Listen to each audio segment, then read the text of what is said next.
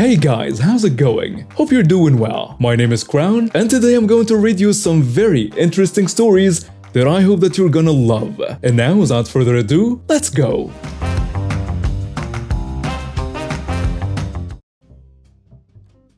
We are from a country where there are lots of stray animals. There is a rule among an organization of animal activists.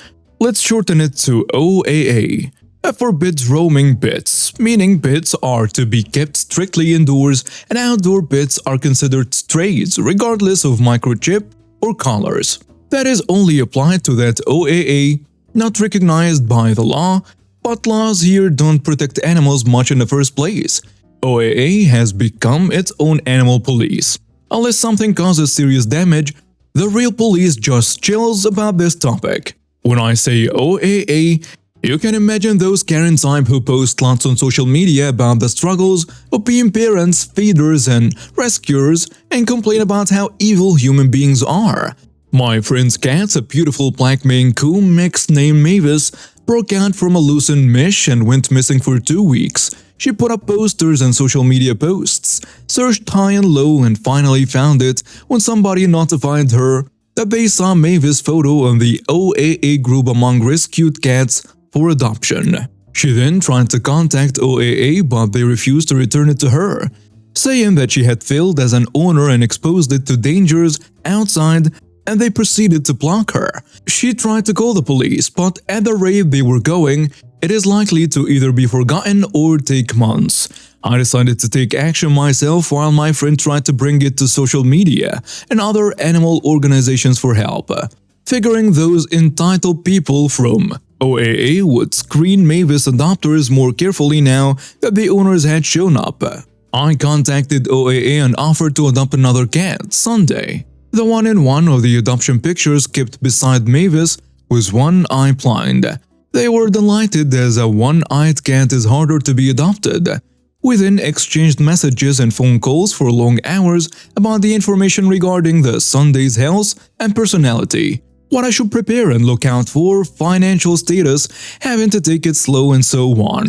It was detailed like a serious adopter. Finally, after 2 days, I requested to pay the Sunday a visit, and they gave me the address of the foster, where I could try to see if we were compatible. Sure enough, Sunday was in a cage right next to Mavis. It was almost too easy to ask for some alone time with her. Grab Mavis and leave when the fosterer was not looking. I felt sorry for Sunday and the foster lady, who really seemed like a nice lady, but my goal was to get Mavis out, and I did. I plugged all the contacts from OAA and my friend and her cat reunited. All the information I gave was fake, and they could not track me down without calling the police, which I hope remained useless. My friend would back me up anyway. She had all the evidence that I'm just returning a lost cat to her rightful owner. The only regret was that Sunday was left behind after giving her false hope. I had no intention of adopting her in the first place. A day later, I received information that OAA has microchipped Mavis. She was not microchipped, but had color with a name on it. They did so after her rescue, and they were looking for us online for theft and microchip fee and cooked up post of a sub-story of an abused and abandoned cat rescued but stolen by an evil fat woman. Now that's rude. Our reaction was like, what the hell? Who gave them the right to microchip somebody else's cat? And named it Moon. My friend kept quiet about it, and they had no proof that they got anything to do with it. The story got more elaborated later on as those people from OAA posted more on social media claiming that Mavis was a breeding cat for illegal selling of kitties and was scheduled to be spayed before being stolen. They managed to get an angry crowd swearing to find me and burn me at a stake. Me and my friend were like, what the actual hell? Mavis was spayed years ago. Their post was either nonsense, or were they actually going to have Mavis opened up again? We managed to dig out Mavis' old pictures from when she was a kitten to the ones showing her scar after sterilization. With some help from other people on social media, we told our story and toppled over OAA's nonsense, and I have to say, it was so satisfying to see the crowd's arrow turn, and the entitled people from OAA ended up just complaining how everybody were mean to them when they were trying to save the world. Another good news was that Sunday got adopted after this drama, and looking at her update, it seems that Sunday is adjusting well. I could finally stop feeling guilty for leaving her behind. She deserved much more, and she got it. Finally, I have a story to share, which just happened to me while on vacation this week. We were on a cruise and had just docked at port, and we were all waiting patiently in line to leave the ship for shopping and activities, when a wild, entitled mother appeared and proceeded to push around the line with her kid in a stroller. I tell my wife to look at the witch. She thinks she's too good to stand in line with the rest of us. The entitled mother hears and turns around and says that she is in a hurry and has to leave the ship quickly. When we got to the security processing booth to exit the ship, we saw her. Karma had got her and she was stuck behind a group of older people that had lost their ID cards. Me and the wife walk into a different line for the booth next to where she is and pass her while talking about how good it was. We didn't make the mistake of getting into that other line. We left the ship and she was still waiting in line. We started making our way to shore at the customs checkpoint at that end of the pier. The entitled mother finally caught up with us right before we were getting in line for customs. She once again goes around the main line and proceeds to the disabled person's line. Enter Karma again. Today, their custom agents in the port had dogs searching for prohibited items, and guess who they immediately go and sit next to?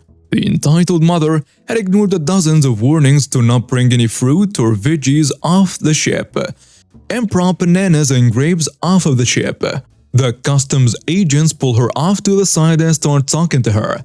We overhear that she was telling them that she had to keep them so her kid could have snacks while they were off ship.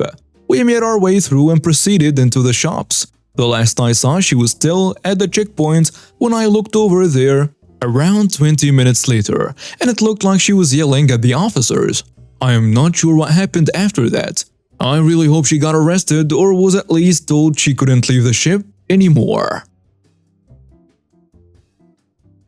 So here is where the story begins. Last week my birthday was on Sunday, so my parents decided that we would go out to Yuma, Arizona to get myself my first truck. I had no clue why they were bringing me out there. We got there, got the truck and brought it home. Okay, so now it's Wednesday and I'm out front changing the oil on it and I hear my gate shake. I look up and see the entitled mom out front aggressively shaking the gate. "Excuse me, ma'am, this is a private property," I say to her. She stops shaking the gate and says, "Hey, do you own that little SUV?" She said that because it looks like an SUV because it has a camber shell. Yes, I do. "Are you selling it?" "No, sorry, but thanks for asking." $700. "What?"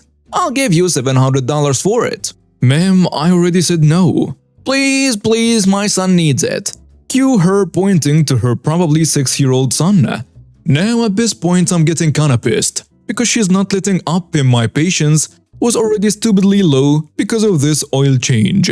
"Listen lady, I'm going to ask you one more time nicely, please leave my property." "Give it to me now, you racial slur."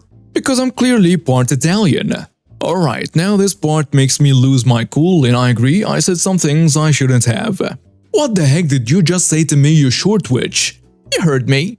You same racial slur, go back to Italy." She then checks the gate more. Me walking back to get my baseball bat and to call the cops so I don't commit murder.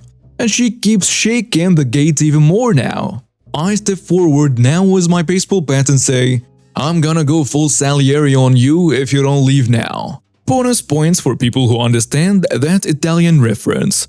The entitled mother sees me with a baseball bat and screams, "Come any closer and I will call the cops." So I step closer. Too late, dudes. I already did. Points to a cop car pulling down my street. The cop steps out of the car. "Officer, this slur stole my SUV and refuses to give it back." "Nope, I didn't." Alright, everyone calm down. I'm going to talk to OP first, then I will talk to the lady, okay? "Okay." Alright. The cop walks over to me as the entitled mother tries to enter the driveway, and the entitled mother is then told to stay put. Why should I stay put? He stole my SUV. Ma'am, stay put, or I will be forced to detain you. Fine. Sir, do you have any cameras around here by any chance? Yes, I do actually. The old owner of the house was paranoid and put cameras up. May I please see the footage? Yes, you may. I take the officer inside while the other officer is watching the entitled mother. Now inside, the cop watching footage that shows the entitled mother attempted to break in. The other cop from outside yells, "Ma'am, stay back, ma'am." Then a sound of a taser being deployed. The first cop runs outside, and I run with him. Cut to the entitled mother lying on the ground with a knife in her hand and the taser stuck to her arm. What the actual hell happened? The first cop asks, and the other cop answers him, "She charged at me with a knife." Alright, put her in handcuffs. This is illegal! I know my rights. Good, then you know you have the right to remain silent. Then he closes the car door. Would you like to press charges now? No. I think she has a lot waiting for her already after what she did to the officer. Alright, have a good day. He gets in his cruiser and leaves. And that's the end of the story. Last thing I knew, the entitled mother was going to be facing 15 years for attempted murder of a law enforcement officer. So let me explain what happened. About a month ago, I put on a local second-hand selling website that I was selling my PS2. I didn't say why. I got about 3 calls, but none of them actually bought it. One day, I got this woman calling me about the PlayStation. She asks for the price, and I give it to her. She then asks why it's so expensive, and I tell her that it's actually a good price in comparison to the other people selling in my area. She says okay, and we meet up at the mall. Here is how the conversation went. Are you X? I ask. The entitled mother also brought her son. Yeah, that's me. So I said, this PlayStation comes with everything, and I want X price for it. The entitled mother outright takes my bag with all the things out of my hands and shows it to her son. The son touches a PlayStation a little bit and then says, "Thanks, mommy." Well, thank you for the PlayStation. I'm sorry, but you forgot to pay me. What do you mean pay? You said in the texts you didn't need it. She really shouldn't have mentioned the texts. I know exactly what I wrote in the texts, and I can show it to you if you want. I then grabbed with force the bag from her son. Then the entitled mother screamed, "This man is stealing my bag!" And then guards came and asked if I stole anything.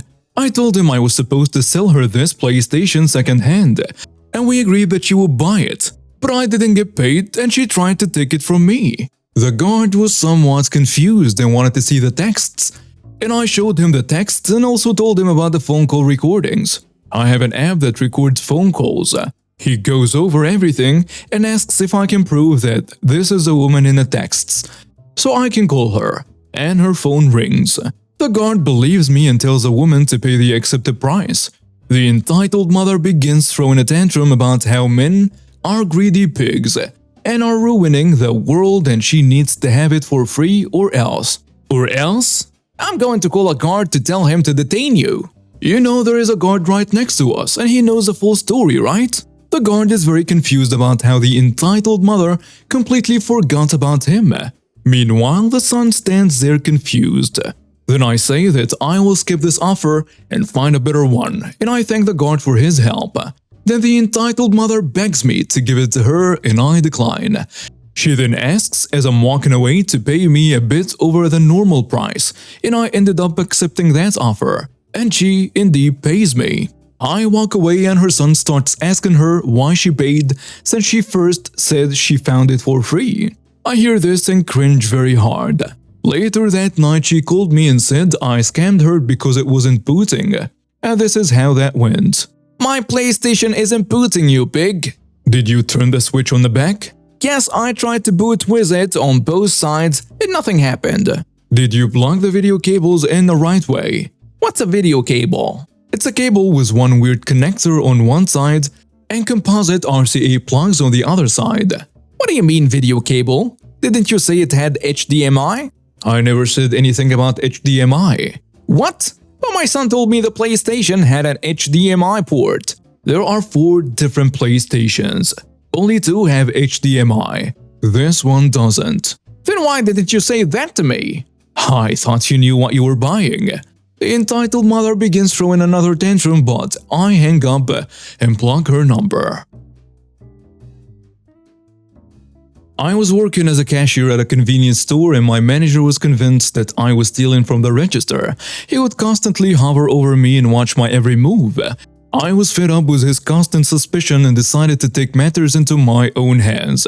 I started following his every instruction to the letter, no matter how ridiculous or unproductive they may seem. If he asked me to count the money in the register, I would count it out loud, one bill at a time. If he asked me to check the expiration date on a carton of milk, I would hold it up to my ear and listen for the expiration date. My manager was initially pleased with my newfound compliance. But as the days went on, my malicious actions started to drive him insane. He started getting complaints from customers about my odd behavior, and the store's efficiency took a hit. He realized that his constant suspicion was causing more harm than good. Eventually, he apologized to me for his behavior and agreed to give me more trust in my work. I was satisfied with my victory, but I made sure to continue following his instructions, just to keep him on his toes. The other employees, inspired by my story, started to stand up for themselves and demanded more trust in their own work as well. My manager ended up getting fired and the store became a much more pleasant and efficient place as a result. I couldn't be happier with the outcome, and I even got a promotion to a system manager. This is about our manager going through expenses. He hauls us in and tells all the engineers that they are not allowed to claim for using the toll bridge. He also puts an embargo on any overtime that is not arranged with him beforehand, so we do exactly as the manager wants. We do not use the toll bridge, saving the company 80 piastres a day. Instead, we use a long way around with an extra 30 miles and leave 45 minutes earlier in order to make sure we do not claim overtime. So complete compliance to the order was guaranteed. Hivtex continued that tradition for years. And now we have reached the end of today's stories. Thank you for watching and see you next time.